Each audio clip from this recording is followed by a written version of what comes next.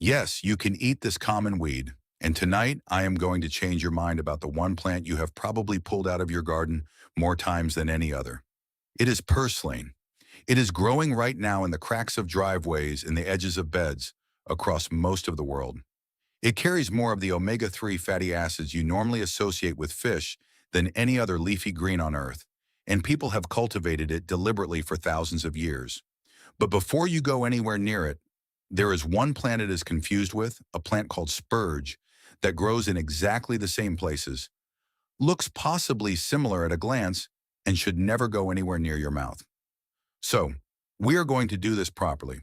What purslane is, how to tell it from spurge in 2 seconds flat, what part of it you can eat, which is more than you think, the one caution that applies to a small number of people, and how to actually use it.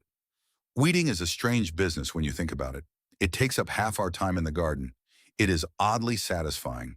And yet, a weed is nothing more than a plant growing where somebody decided it should not. That is the whole definition. It is not a botanical category. It is an opinion. And tonight's plant is the best possible argument that the opinion is sometimes wrong. An old allotment friend used to weed purslane out of one end of his plot and eat it at the other, which sounds mad until you see how much of it there is. Let me say one thing, and then I will not bring it up again. Every plant I know, its look-alike, and what it is worth in dollars, has been put into one book. On page 31, there is a weed that grows in most backyards that people spray on site, and that replaces the $5 tea they have been buying for years. It is at thebackyardgoldmine.com, and the link is under this video. If you want it, it is there. That is all. So what are we looking at? Common purslane, Portulaca oleracea, is a low, sprawling plant that hugs the ground and spreads outward in a circle from a single central taproot. A well-grown one can be 30 inches across, though most of what you find will be smaller and flatter. The stems are the giveaway, and I want you to fix them in your mind now. They are smooth, they are thick and juicy, properly succulent, like a little jade plant, and they are very often a distinct reddish or purple bronze color. The leaves are small, rounded, paddle-shaped, thick and fleshy, and they grow in clusters, often looking like little rosettes at the ends and joints of the stems. The flowers, when they come, are small and yellow and open in sunshine. Now the safety, because this comes first and everything else is decoration. The plant you must be able to rule out is spurge, which sprawls flat in the same driveways and beds, and has a broadly similar habit. Here are the 3 tests, and any one of them settles it. First, the stem. Purslane has that thick, smooth, juicy, succulent stem, often red. Spurge has a thin, wiry, woody stem, and the whole plant is altogether more spindly and less fleshy. Second, the leaves. Purslane leaves are thick and plump. You can feel the substance of them between finger and thumb. Spurge leaves are thin and flat, like ordinary little leaves, and they very often carry a darker maroon blotch or marking on them, which purslane never does. Third, and this is the one that ends all argument, so make it a habit, snap a stem. Purslane bleeds clear, watery sap. Spurge bleeds a milky white latex immediately and obviously, and that white sap is an irritant to skin and eyes and is not to be eaten. White sap means stop. Every time, no exceptions, on every plant, even one you are sure about, because it takes a second, and it is the difference between a free vegetable and an unpleasant evening. That is the whole identification. Thick red succulent stems, plump paddle leaves, clear sap. Once you have looked at both plants side by side one time, you will never confuse them again, and you will start spotting purslane everywhere, which is rather the problem with learning any of this. It ruins your ability to walk past things. Now, why the plant grows the way it does, because understanding this makes you a better forager of it. Most people assume purslane is a perennial because it is always in the same place year after year. It is not. It is an annual that self-seeds with tremendous enthusiasm. After the yellow flowers fade, each one forms a little seed capsule, and those capsules are packed with hundreds of tiny black seeds. They are self-pollinating, so they do not even need an insect to visit, and a single plant can produce tens of thousands of seeds in a season, which stay viable in the soil for years. That is why it comes back.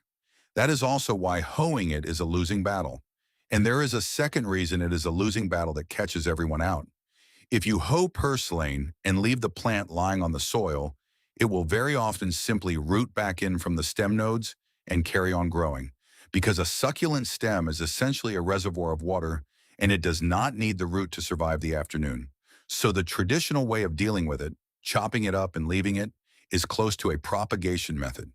It grows in conditions that would kill most things: sidewalk cracks, heavy clay, gravel, drought, blazing heat in August when the lettuce has bolted and the spinach has given up.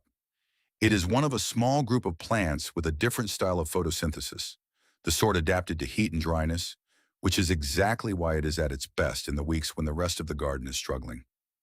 Now, a quick word before we get to the eating. If you enjoy finding out what old and ordinary things are really worth, press subscribe. It costs you nothing and you can always change your mind later. Right then, let us talk about what is actually in it and what to do with it. Purslane is loaded. It is a good source of vitamin A and vitamin C. It carries potassium and magnesium and iron. And here is the headline that has made it fashionable in the last 20 years. It contains alpha-linolenic acid, an omega-3 fatty acid, at levels higher than any other leafy green plant that has been measured, the sort of fatty acid people normally reach for flaxseed or fish oil to get. A useful way to hold it in your head is to think of it as being roughly in the family of spinach, similar in the way it behaves in a pan, similar in the general shape of its nutrition, but with that fatty acid profile that nothing else in the salad bowl can match. It has been eaten across the world for a very long time. It turns up in Mediterranean cooking, in Mexican cooking as verdolagas, in Middle Eastern salads, in Indian and Chinese kitchens, and it was grown deliberately in European gardens for centuries as a salad vegetable before it fell out of fashion and got demoted to a weed. Many people have used it traditionally for a range of complaints, and I will not stand here and make claims about that one way or the other. But I will say this: when a plant has been cultivated on purpose by unrelated cultures on 4 continents for thousands of years, that fact alone tells you it is more than a nuisance in a driveway. One caution, and it applies to a specific group of people: purslane contains a fair quantity of oxalates, the same compounds you find in spinach, rhubarb, and beet greens. For most people, eaten in normal quantities, this is of no consequence whatsoever, and you would not think twice about a plate of spinach. If you are someone who forms kidney stones, or you have been told by a doctor to keep to a low oxalate diet, then purslane belongs in the same category as spinach for you, and you should treat it exactly the same way you already treat those. Cooking and discarding the water reduces oxalates somewhat, as it does with any of them. Which parts can you eat? All of it. Stems, leaves, flowers, and seeds are all edible, though most people concentrate on the leaves and the younger, tenderer stems because the thickest, older stems can be a bit much. The seeds, if you have the patience to collect them, were ground into flour by several cultures and are perfectly good. Raw or cooked, both work.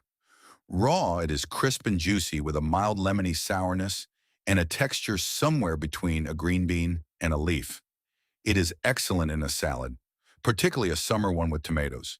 And it is a fine thing to graze on while you are pottering about in the garden, which is honestly how I eat most of mine. Here is a detail nobody mentions, and it matters. The flavor depends heavily on how much water the plant has had. A well-watered purslane growing in decent ground is mild, fresh, and pleasant. The same plant from a bone-dry gravel path in August is markedly more sour and sharp. So if you find some in a hard, dry spot and taste it and dislike it, do not write the plant off. Find some from a damp bed or water a patch for a week and try again. Cooked, it behaves like spinach in that it wilts down and cooks in a minute or two, with one difference you should know in advance.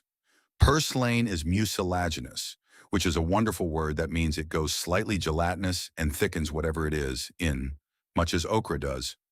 Some people are put off by that. Others use it deliberately because it makes purslane a superb thickener for soups and stews, and a pot of summer vegetable soup, finished with a couple of handfuls of chopped purslane, comes out with a lovely body to it that you did not have to add flour to achieve. A few ways to use it that I would actually recommend: chopped into a tomato and cucumber salad with olive oil, lemon, and salt, which is essentially how half the Mediterranean eats it; wilted in a pan with garlic and a little chili, served alongside eggs; stirred into soup at the last minute as a thickener; pickled, which sounds odd and is delicious. The thick stems taking a vinegar brine remarkably well and coming out crunchy, or simply eaten standing up in the garden on a summer morning, which is a perfectly respectable culinary tradition and my own preferred method. And one last practical thought. If you decide you like it, you do not need to hunt for it. You can grow it on purpose. There are cultivated varieties, golden purslane among them, with larger leaves and a more upright habit, and they are the easiest thing in the world to grow because you are asking a weed to be a weed in a place you have chosen. Sow it, water it well, and pick it all summer, while everything else in the bed is complaining about the heat. So, to leave you with the shape of it, thick, succulent stems, often red, plump little paddle leaves in rosettes. Clear sap when you snap it, never white. Thin, wiry stems, flat leaves with a maroon blotch and milky sap means spurge, and spurge stays in the ground. Once you are certain you have in front of you a free green with more omega-3 than anything else you could put in a salad bowl that thrives in the worst conditions your garden can offer, that has been eaten deliberately for thousands of years, and that you have been pulling up and throwing away for most of your life. Whatever you do, don't hoe it up and bin it, not until you have tried it once, properly, from a well-watered patch.